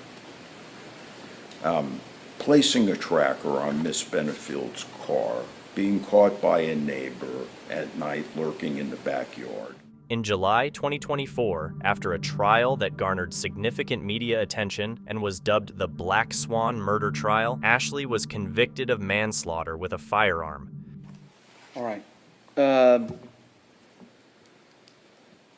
Final question. You had mentioned about and this was both in your memo and in your statements today, Dr. Broder's testimony where, I don't know what the best word is, I'll say walked back his testimony from the stand your ground hearing. Yes, sir. I'll just characterize it that way. Fine. And you talk about, so we had the stand your ground hearing. It was my understanding from the reading, because he wasn't impeached with any deposition testimony at the stand your ground hearing. The deposition you're talking about happened after the stand your ground hearing. Correct. Okay, all right. That was all my questions. Did you have any further statements you want to make in response to the questions I've asked? No, other than even though the deposition of Dr. Broder occurred after the testimony, it doesn't lessen what we perceive was the court's linchpin for the stand your ground order, which was tied to, at best, a mistaken statement, and at worst, a false statement to mislead the court. I understand. Thank you. All right, State. She was subsequently sentenced to 20 years in prison, followed by 10 years of probation. The case highlighted the complexities of domestic disputes and raised questions about the veracity of abuse allegations in the context of custody battles. In a recent case presided over by Judge David Fleischer in Harris County Criminal Court, a defendant faced charges stemming from a tragic incident on a Houston interstate. The defense argued that the collision was unavoidable due to another vehicle spinning out in front of the defendant. However, toxicology reports indicated the presence of controlled substances in the defendant's system at the time of the accident, complicating the defense's position. And there's a fatality as a result. Yes, sir. Can you please read to me what happened? Yes, sir. This crash happened back on December 24th of last year. Officers were advised of a four-vehicle crash at 5:37 a.m. on the 6300 block of I-45 South here in Harris County. Investigators observed massive damage on a Chrysler, indicating a head-on impact, massive force damage on a Mitsubishi, indicating a T-bone impact to the driver's side. Officers spoke with a HFD firefighter who was on his way to work and observed the Chrysler strike the Mitsubishi. The Chrysler cut in front of him, causing him to swerve to the right and hit an Amazon truck. He states that this defendant was the driver and sole occupant of the Chrysler, and the driver of the Amazon truck confirms the wheel witness's story and stated that he clipped the Chrysler as he was coming to a stop. The complainant was taken to the hospital where she was pronounced deceased. Officers observed an unopened beer can in the driver's seat of the Chrysler. This defendant stated that she was the driver and that she struck the vehicle. They observed a strong odor of alcohol in her breath, red glassy eyes, and slurred speech. She was transported to the hospital, and a DRE arrived, and she was Mirandized and she waived her rights. She stated that an SUV was stopped in a lane and she tried to swerve to avoid hitting it and then crashed into the other vehicle. She admitted to consuming 4 to 5 12-ounce twisted teas and smoking marijuana. And alcohol in the car while she's driving? Yes, sir. SFSTs were done. She scored 6 out of 6 on the HGN. She did not have vertical gaze nystagmus, and officers observed a lack of convergence. They were not able to do the walk and turn and one leg stand due to her injuries of a broken arm and sternum. There was a blood warrant and residual search warrant that were done, and her blood, Your Honor, came back at a 0.025 for ethanol, and she had, yes, 0.25, yes, sir. And then she had and her system. And what's the offer that you have We worked out an 18-month probation offer with 7 days as a condition, Your Honor. I don't think that's enough. The fact that there's a body in this case, why is it not an intoxication? It's a causation issue, Judge. We looked at it for an upgrade, is my understanding, because the other vehicle was on the roadway. Legally speaking, there's a causation problem, Judge, so that's why we came to the agreement that we have the families on board. I'm not, sorry, I'm not gonna take it. You have a body here, she has in the system, she's got foods in the car while she's driving, in the body. I'm not down with that. No, we're gonna have to do something else, but I would be remiss a week in jail where we have a body. Yes, sir. And to me, just because you're 9 months pregnant doesn't factor anywhere in my mind, Ms. Sanchez. Ma'am, look at me. While you're about to give life, you took someone else's life. How many lives are now ruined because of this? Not only yours, how about everybody else? Every single day in Harris County, someone is maimed because of the DWI. It's sick that we lead the nation in fatalities. And I don't know why they can't prove causation to charge you with intoxication manslaughter. Judge Fleischer, known for his direct approach and commitment to justice, emphasized the serious implications of driving under the influence, especially when it leads to fatal outcomes. I will put you in a treatment facility in the jail. Do you understand, ma'am? No alcohol, no driving.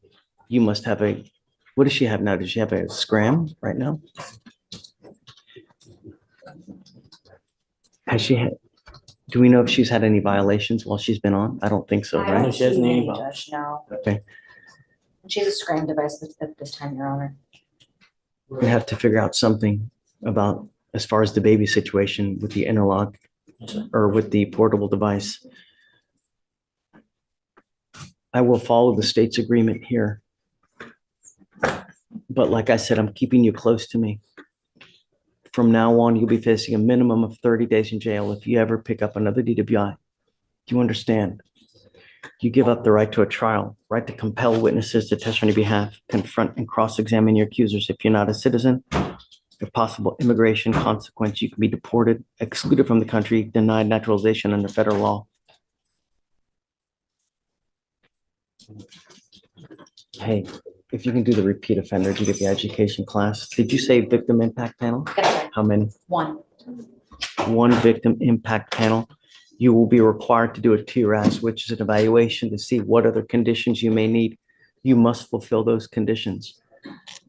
Guardian interlock, no drugs, alcohol, random UA. When are you set to deliver, ma'am? What day? August 28th. When do you think we should do the time?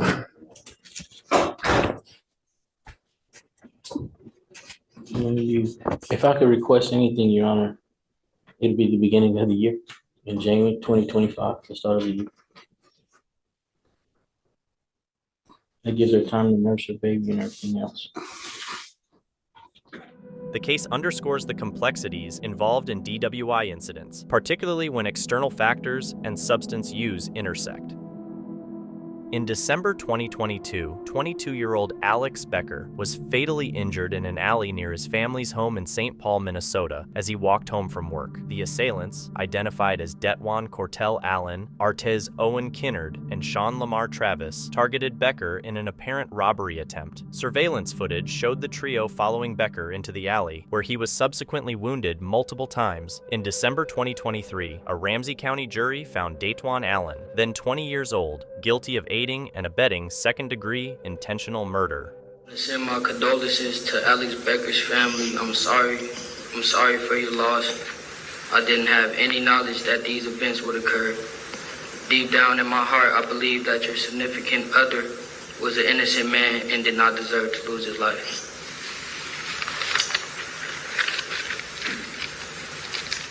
On April 26, 2024, Judge Paul Yang sentenced Allen to 30.5 years, 367 months in prison, granting credit for 444 days already served. During sentencing, Judge Yang remarked on the predatory nature of the crime, comparing the perpetrator's actions to hunting their victim. Artez Kinnard pleaded guilty to aiding and abetting second-degree intentional murder in February 2024 and was sentenced to a 30-year prison term in June 2024. We didn't want the cash. So from the outset, it looked like the robbery, but when you really look closer at the evidence, it's like you guys are hunting. You chase down your prey, you surround him, and you the prey as your target practice. And this is a human being we talk about, Mr. Becker. So based on your conviction, guilty verdict, the court's going to order you commit you to the commissioner to serve 367 months. With that, 2/3 had to be served in custody, the remaining 1/3 may be served in supervised release. You'll be given credit for 444 days. The court's going to grant the restitution, the federal expense restitution. The court's going to grant Ms. Becker's request for restitution amount, and the court further is going to keep restitution open for 90 days from today's. So additional restitution will be submitted for consideration. The third accomplice, Sean Travis, was acquitted in December 2023 after a bench trial concluded there was insufficient evidence to prove his involvement beyond a reasonable doubt. During the proceedings, Becker's family delivered emotional victim impact statements expressing profound grief and the enduring impact of his loss. And of course, rather have any money you have go toward the restitution. I'm not going to issue any fine. There'd be a surcharge of $86 in this case. Again, I want the restitution to pay, and that's why I don't assess any fine.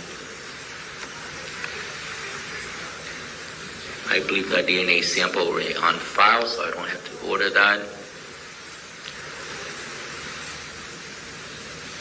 Missing anything further? Your Honor, I think that covers it. You are ordered both restitution requests. I believe that's everything. Mr. Plesher, would Your Honor waive the public defender fee? If that's a fee, I'll waive the public defender fee as well. I'd rather have the money go toward the restitution, so. His mother, Tara Becker, emphasized the lasting sorrow inflicted upon their family, stating that every moment of her life would be tinged with sadness due to the loss of her son. The grieving parents of 2 children, Lulu and Leo, who tragically lost their lives at the hands of their nanny, Jocelyn Ortega, attended her sentencing in court. The defendant set out to destroy what Kevin and I had created and built, an inspired, happy, thriving family.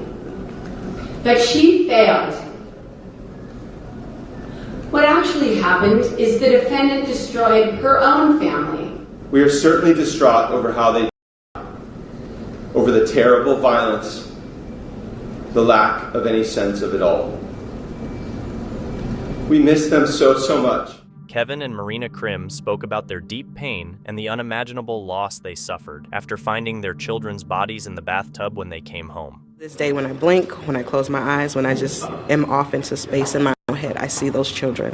I see that scene, and it's etched. The tragedy happened in 2012 when Ortega, angry and resentful about her long working hours, reached her breaking point and committed the crime. Ortega claimed she was insane, but the jury rejected this, with some jurors admitting they were deeply affected by the crime scene.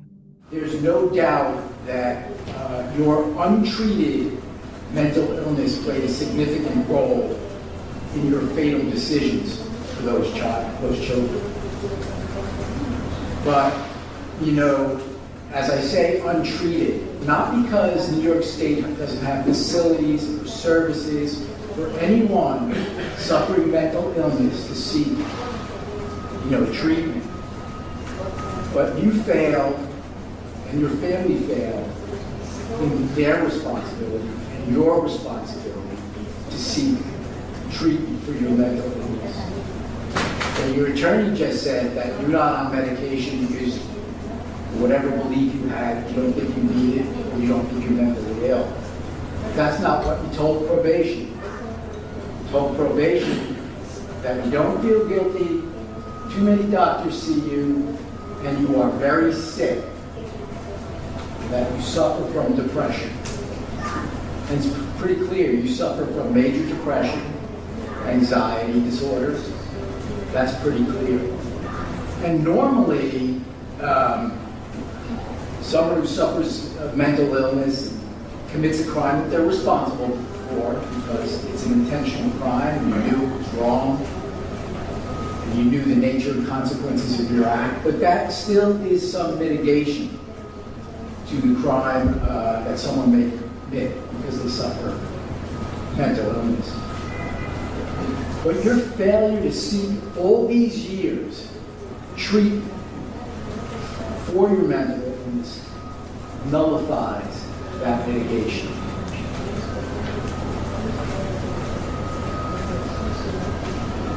And I should say there's no evidence whatsoever that this jury did anything but follow my instructions on the law and decide this case based upon the facts that they found and the rules of law that I set out. The judge sentenced Ortega to life in prison without parole, ensuring she would spend the rest of her life in prison. I really can't sum up this case, this tragic case, any better than the witness, Mr. Minahan. Pure evil is what he said. So it is the sense of this court that on the 2 counts of murder in the 2nd degree that we've been found guilty of, that you be sentenced to the maximum allowable under the law on each one of those counts, a minimum of 25 years, a maximum of the rest of your life. Those sentences to run consecutively for a total of 50 years to the rest of your life. And there's virtually, this case cries out for consecutive sentences. So any sentence that I will impose on you is virtually the rest of your life. So on your conviction for murder in the 1st degree, 2 counts, you're sentenced to the maximum penalty of the rest of your life in state prison, no possibility of parole. That is the sentence. The The case left a lasting emotional impact on the family and everyone involved in the trial. In September 2019, Terrell Silver fatally injured 4 individuals: Christopher Monroe, 23, Dejuan Damar Willis, 20, Ayanna Quitman, 19, and Jasmine Lawson, 18 and 5.5 months pregnant, as they lay on mattresses in a Cleveland residence near East 144th Street and Kinsman Road. Their decomposed bodies were discovered on September 21st, 2019. Following a thorough investigation, Silver was indicted in April 2023 and subsequently found guilty in September 2024 on multiple charges, including 7 counts of aggravated murder. I've considered the purposes and principles of sentencing. You have, for street disrespect, you had hunted down and had to go through multiple abandoned houses to hunt down these 2 young men. And you did it in a manner and at a time when, and the evidence bears this out, that they would be unlikely to defend themselves, meaning that they were found in a state of undress, blankets over them, in possibly a time when they were sleeping. You carried out the executions of the 2 men, and when you saw the 2 women there, you decided, I'm not going to leave any witnesses. And even knowing that one visibly was pregnant and also pleaded with you, stating that she was pregnant, you decided to take both of their lives in order to hide your crime. You killed 4 people and an unborn baby. And the amount of shell casings that were found indicates the level of your resolve to make sure that they were, and how many bullets were fired into their bodies. This is nothing short of a mass shooting. The sentence will be as follows. 4 counts, 1, 3, 7. On September 30th, 2024, Judge Ashley Kilbane sentenced him to 5 consecutive life sentences without the possibility of parole, plus an additional 30.5 to 36 years to be served consecutively. I'm finding that one or more of that 2 or more of the offenses were part of 1 or more courses of conduct, and the harm caused is so great or unusual that no single prison term would adequately reflect the seriousness of the conduct. So you specifically went out and hunted these 2 young men. Then to cover up your crimes, you killed 2 young women, one of which was pregnant. And then when somebody tried to call the police to let them know that the person that they thought was responsible for this crime, you then shot at him in order to again escape any responsibility for this. And then lastly, your criminal history demonstrates that consecutive sentences are necessary to protect the public from future crime by you. The sentence then, adding that all up, the 13 years and 6 months of mandatory consecutive firearm specifications will be served prior and consecutive to 17 years to 22 and a half years on the underlying offenses, which is 30 years and 6 months to 36 years prior and consecutive to 5 terms of life without the possibility of parole. I'm going to go over because there's a life without the possibility of parole, I do not believe that I have to inform him of the SB 201. Is that accurate? During the sentencing, family members of the victims delivered emotional statements expressing profound grief and the enduring impact of the murders on their lives. So you are to be remanded, however you'll stay here pending resolution of your second case. Anything else for the record? No, Judge, thank you. Your Honor, we would just ask the court to note our objection to the consecutive sentences. We would ask the court respectfully to appoint appellate counsel and to order the transcript at the state's expense, and respectfully ask the court to reconsider the court cost as Mr. Silver is indigent. Thank you. He does have the ability to pay. There's also the opportunity for work service community work service within the prison. Your objections are noted for the record, and I will order a transcript at the state's expense as well as appoint appellate counsel. Anything else? All right, thank you. Prosecutor Michael C. O'Malley described Silver as the worst of the worst, underscoring the severity of his crimes. In January 2017, Timothy Verrill brutally murdered Christine Sullivan and Jenna Pellegrini in Farmington, New Hampshire. Sullivan was beaten and stabbed, while Pellegrini suffered 43 stab wounds. In April 2024, Verrill was convicted of 2 counts of second-degree murder and 5 counts of falsifying physical evidence. In the human body to break, it is so thick. The blow was so severe that it fractured the floor of her skull on both sides. The stabs to her neck and chest, one through the lung, the pulmonary artery, and her aorta. There is evidence that she tried to defend herself. On May 17, 2024, he received consecutive sentences of 45 years to life for each murder, totaling 90 years to life, plus an additional 3.5 to 7 years for evidence falsification. The following sentences.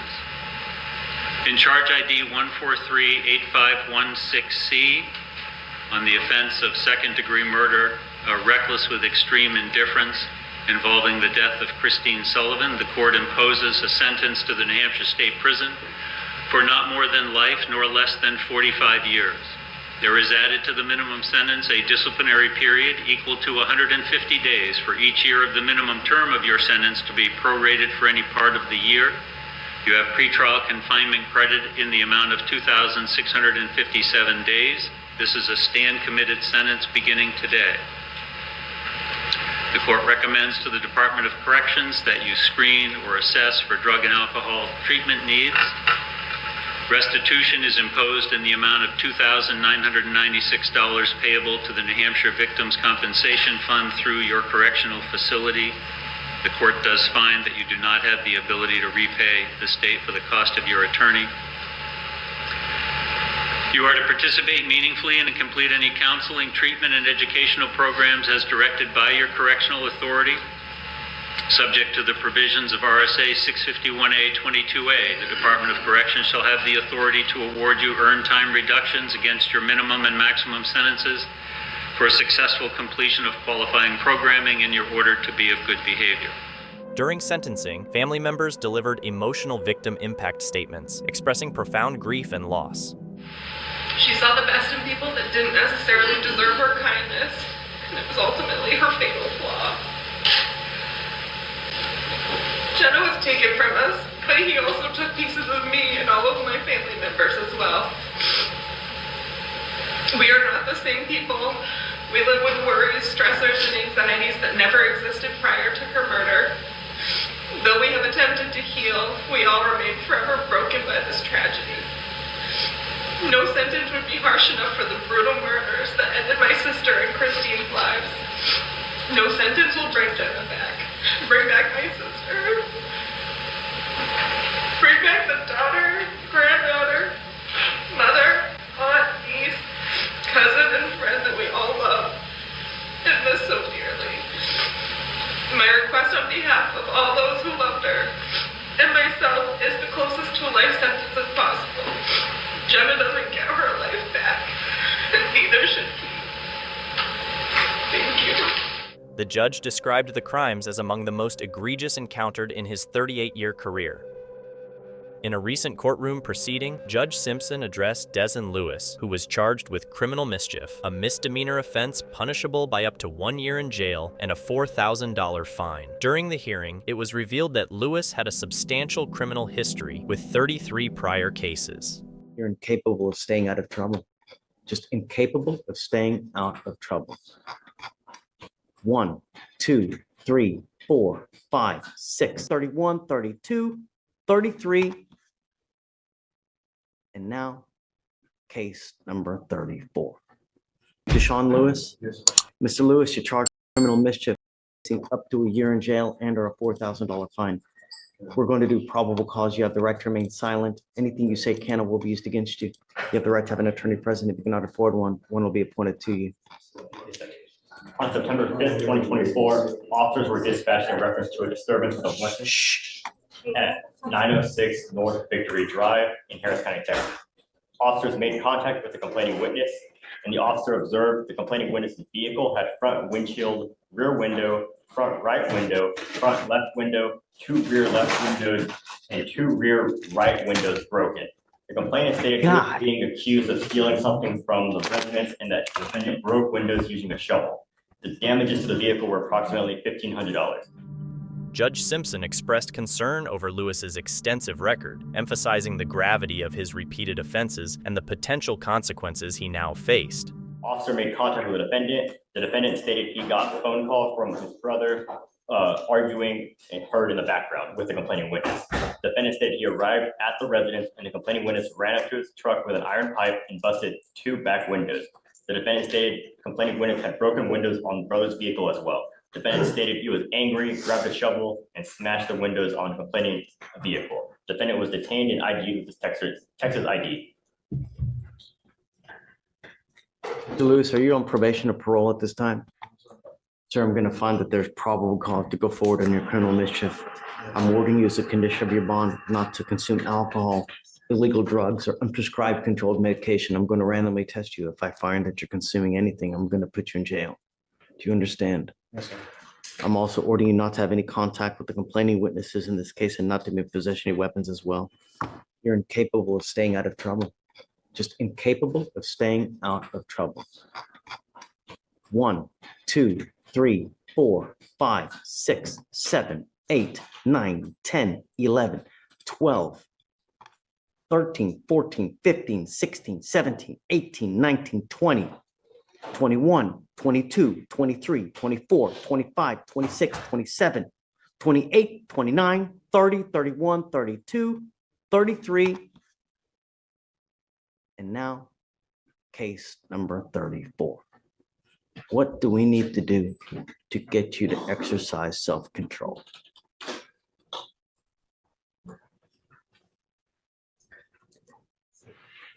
All right. You have a job. Okay. That's why. You don't have shisa going on in your life.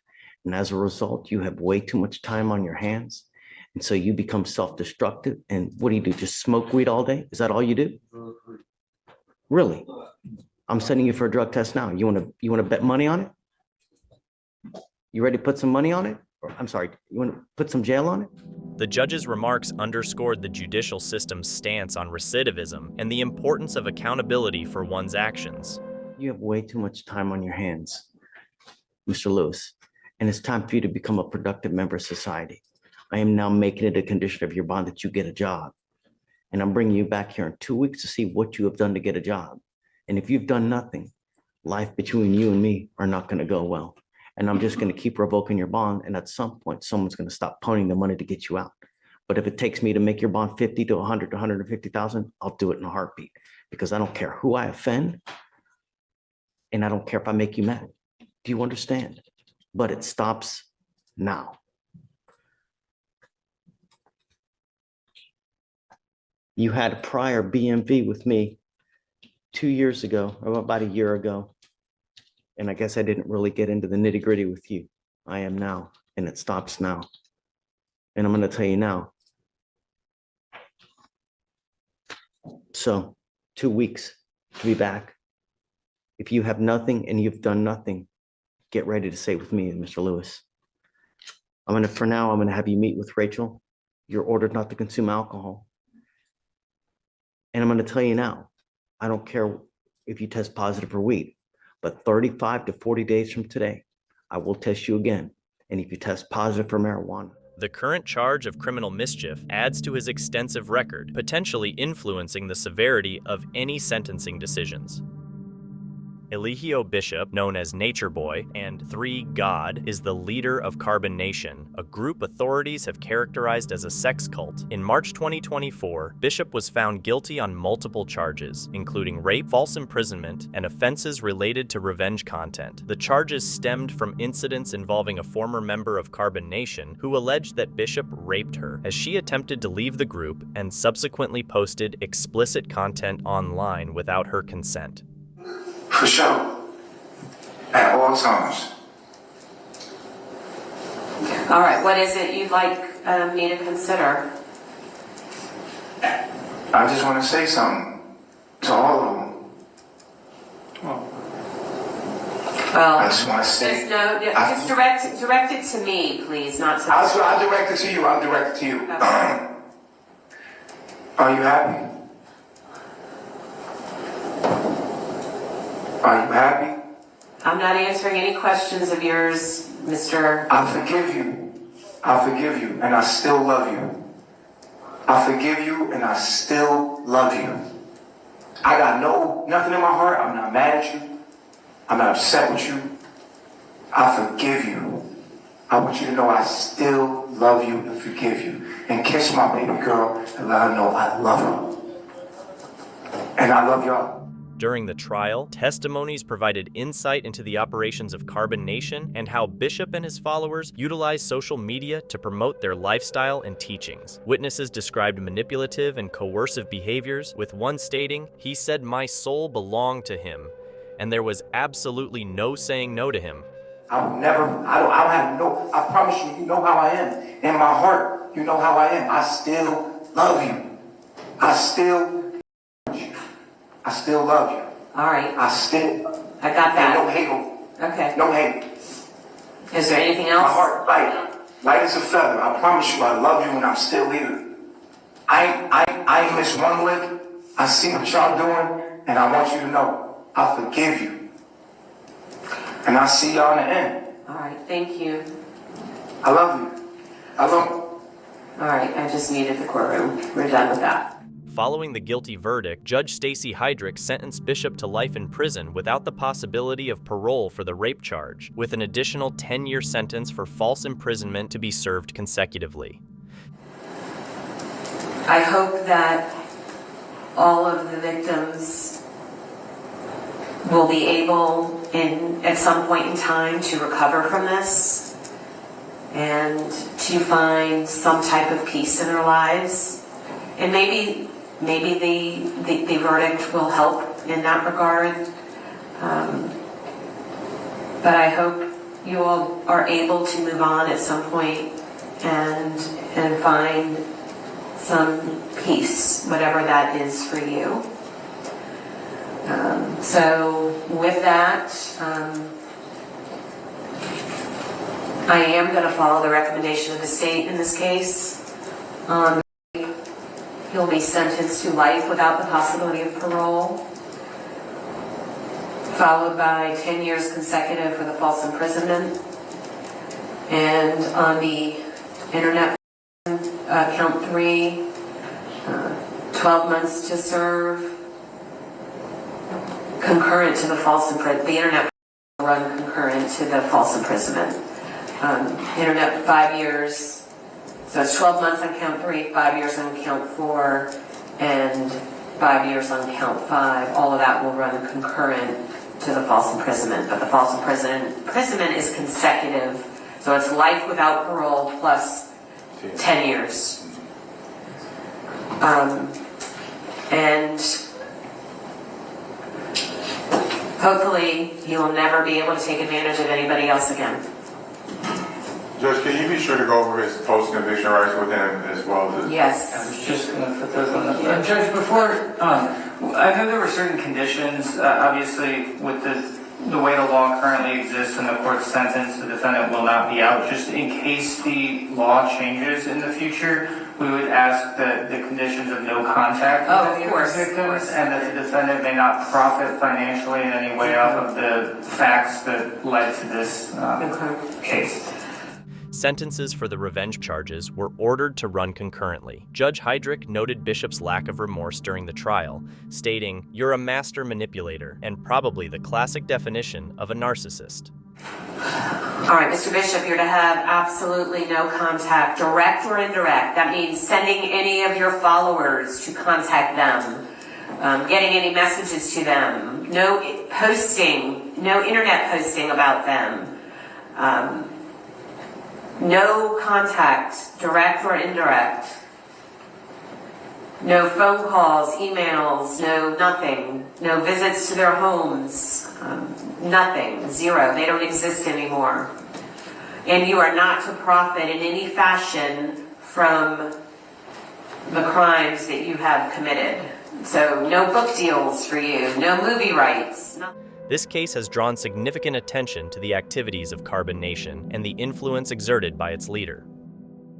In December 2022, an 18-year-old man from De Pere, Wisconsin, was found unresponsive in his grandparents' home after overdosing on fentanyl-laced pills that he believed were Percocet. Investigators traced the source of the pills to Malia Sotelo, who was just 15 years old at the time. Police obtained a search warrant for Sotelo's home and discovered a shoebox in her bedroom containing 775 fentanyl-laced pills, with DEA testing revealing that 60% of the pills contained lethal doses. Sotelo, described by prosecutors as the largest identified fentanyl dealer in Brown County schools, was arrested and charged with first-degree reckless homicide by delivery of drugs, possession of fentanyl with intent, and being a party to the crime of manufacturing or delivering fentanyl. For the past year and a half, I have listened to my son, referred to as nothing more than JDM. Initials, letters, characters with no meaning, history, or proof of life.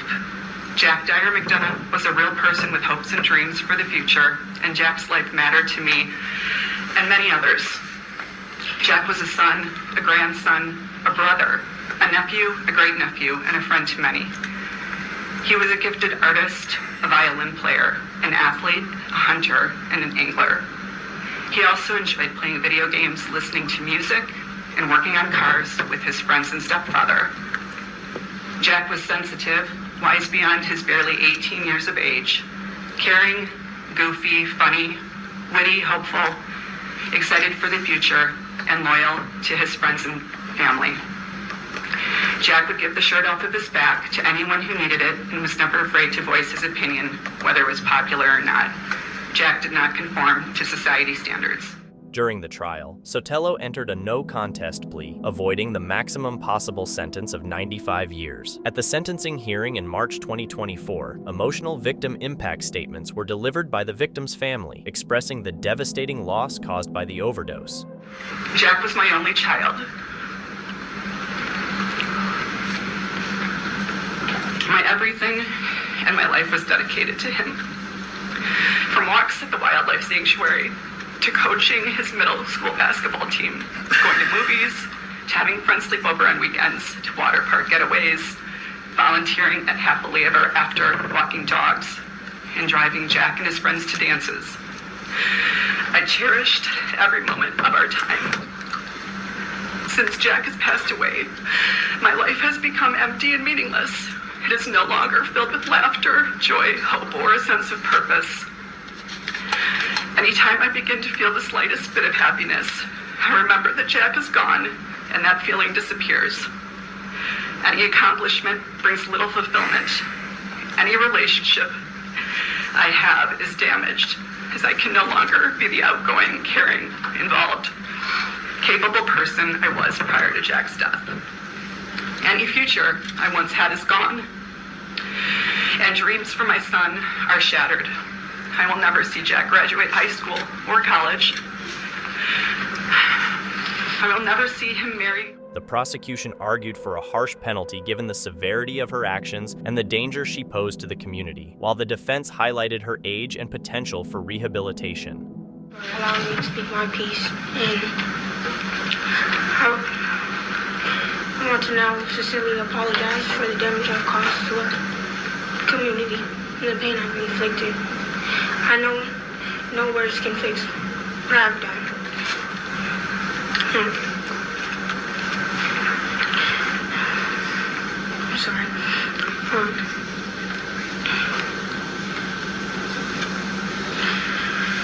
But I could not come up here today without expressing how remorseful I am.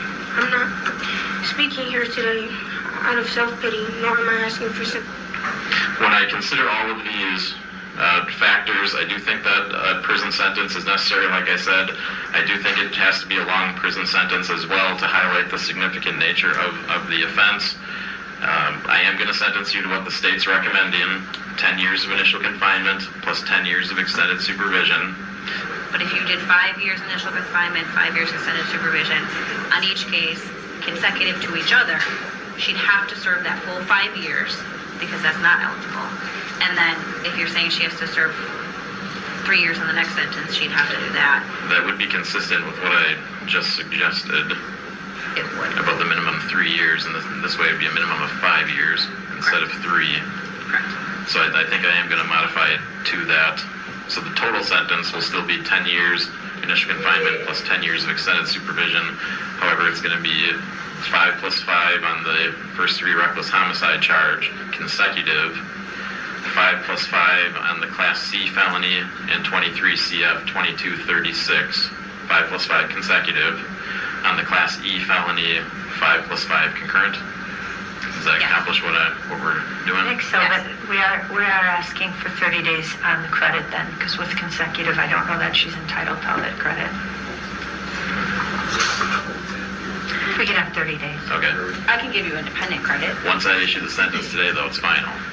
Right. So if the credit is wrong, we're stuck with what I just issued So we'd today. rather do 30 days. We're not stuck with it. The Department of Corrections will send us a lovely letter that says you have miscalculated the credit, please change it. Well, I mean, I can't change my sentence, though. The actual sentence structure we picked up. Judge Mark Hammer ultimately sentenced Sotelo to 10 years in prison, followed by 10 years of extended supervision, balancing the need for accountability with recognition of her youth.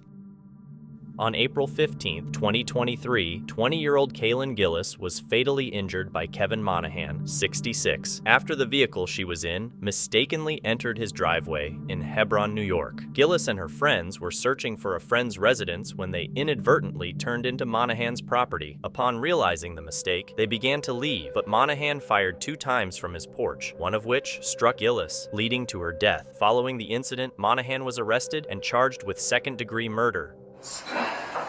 It was very important for me to hear those, and they're taken into account in my sentencing decision, and I want you to know that. So when I'm sentencing a defendant as a judge, there are certain principles that I think about. Attorney Morris touched on one, general deterrence. And that is sending a message to society at large that there's certain behaviors that will not be tolerated. And Mr. Gillis spoke to this in his victim impact statement. He said acts of violence will not be tolerated in our society. I think it's important that people know that it is not okay to people and kill them who drive down your driveway. I know in the county where we live and probably other countless rural areas, it's a pretty common occurrence to drive down a wrong driveway. It's a common occurrence for somebody to come down your driveway. And there's definite choices that you get to make at this time, and the choice made in this case is absolutely not acceptable. Then I'm also guided by the principle of specific deterrence. Specific deterrence is directed directly at the defendant. It's saying, basically, you need to be prevented from doing things in the future. In Kaylin Gillis, you took away a friend, you took away a girlfriend, you took away a daughter, a granddaughter, and a sibling. You took away so much unrealized potential. Her potential to enrich other people's lives and to contribute to our society. You also traumatized the young men and women who mistakenly drove up your driveway that night. You will scar them. This will scar them and traumatize them for the rest of their lives. Any remorse you have isn't for the harm you've caused. The only regret you have is that you're finally facing the consequences for your actions. After a trial, he was convicted of the charge, and on March 1st, 2024, was sentenced to 25 years to life in prison. You murdered Kaylin Gillis. You shot a car full of people and you didn't care what would happen, and you repeatedly lied about it, you deserve to spend the maximum time in prison allowable under our law. And I don't make this decision because it's easy. I make it because it's what's deserved. I make it because it's what's just. So as to the conviction of murder in the second degree, I sentence you to a term of 25 years to life in prison. For the conviction of reckless endangerment in the first degree, I'm following the law. I'm going to sentence you to a concurrent 2 1/3 to 7-year period of incarceration. As to tampering with physical evidence conviction, I can see why a court, might perhaps go along with concurrent, because you received a 25-year to life sentence to begin with. But there was a delay. There was a lot of time you had between when the police showed up and you tampered with evidence. You had a lot of time to concoct lies. You had a lot of time to do things to the weapon, to tamper with it, basically, to try and destroy evidence. And because of that time that you had to think of those things and the conscious efforts that you made to tamper with that evidence, I think it is right that you receive a consecutive term of incarceration for that charge. So that's a 1 1/3 to 4 years of imprisonment. This tragic event has drawn significant attention to issues surrounding the use of lethal force in response to perceived trespassing and has sparked discussions about property rights and appropriate responses to unintentional intrusions. In January 2021, Annette Harvey fatally stabbed her longtime friend, Robin Leonard, a 50-year-old psychology professor at East Tennessee State University, ETSU. The incident occurred at Leonard's residence in Johnson City, Tennessee, where she was found with multiple stab wounds and succumbed to her injuries 11 days later. Prior to the attack, Leonard had been granted temporary custody of Harvey's children, while Harvey underwent a mental health evaluation. After her release, Harvey took her children from Leonard's care without authorization, leading to their eventual return to Leonard by authorities. Days later, on January 18, 2021, Harvey confronted Leonard at her home, resulting in the fatal stabbing. All right. Ms. Harvey, I'll ask you to stand with your counsel and receive the verdict. Mr. Gregg, as to count 1 in this case for the offense of first-degree murder by premeditation, I will ask you, did the jury find the defendant guilty or not guilty of the offense as indicted? The jury found her guilty, Your Honor. Of first-degree murder with premeditation? Yes, ma'am. And did the jury set a fine?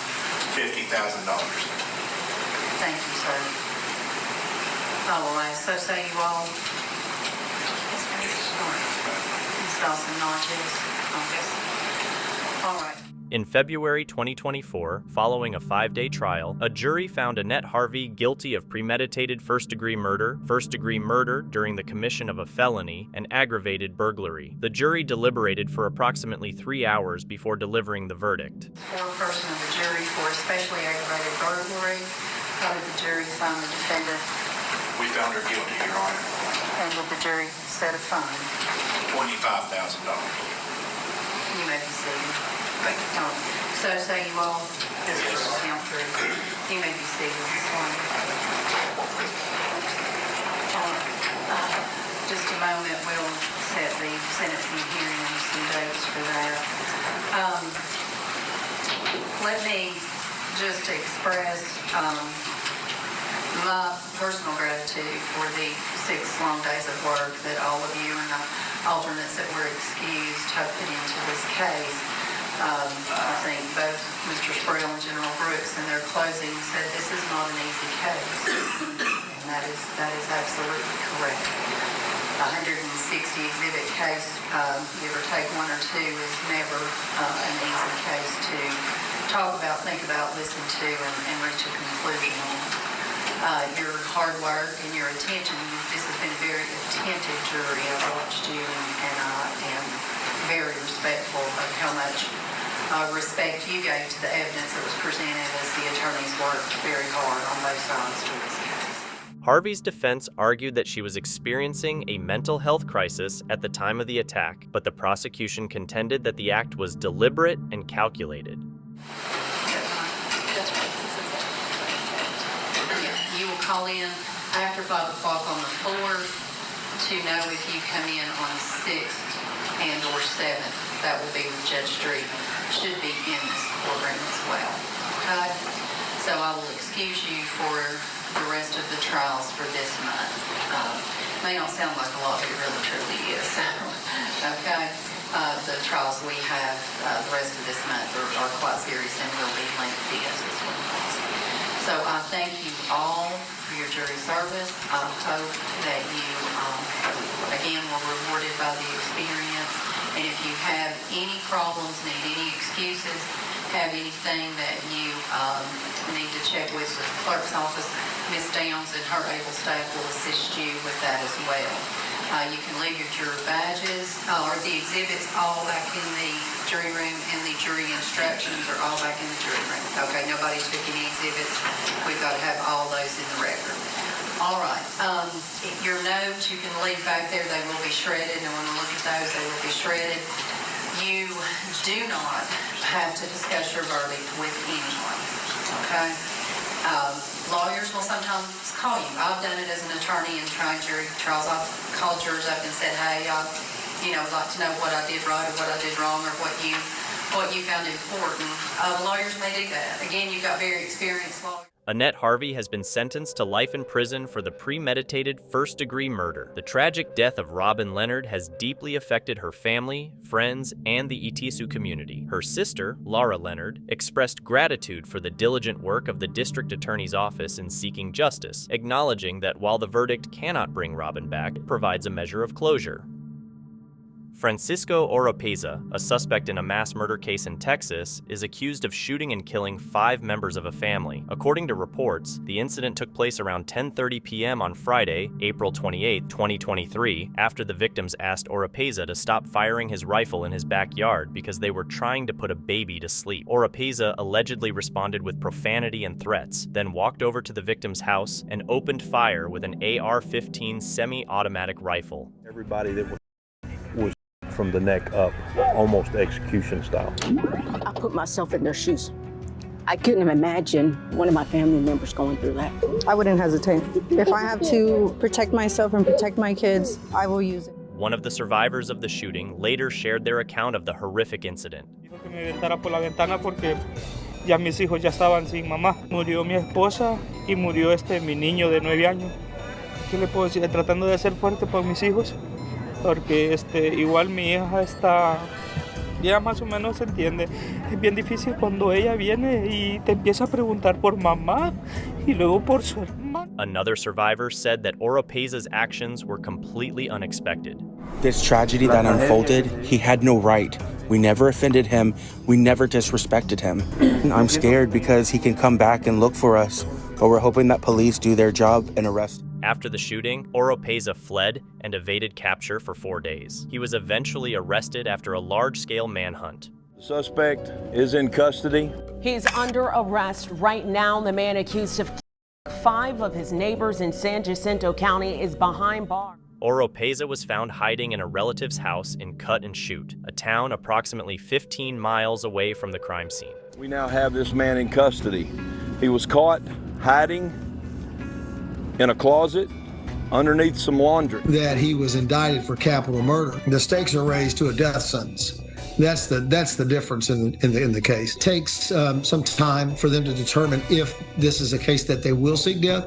But when you have a multiple murder situation and children that are, I'm going to be highly surprised if they don't take the opportunity here to seek the death sentence. Francisco Oropeza pleaded not guilty to the murders. The case is still ongoing. In December 2023, prosecutors announced their intention to seek the death penalty against Oropeza.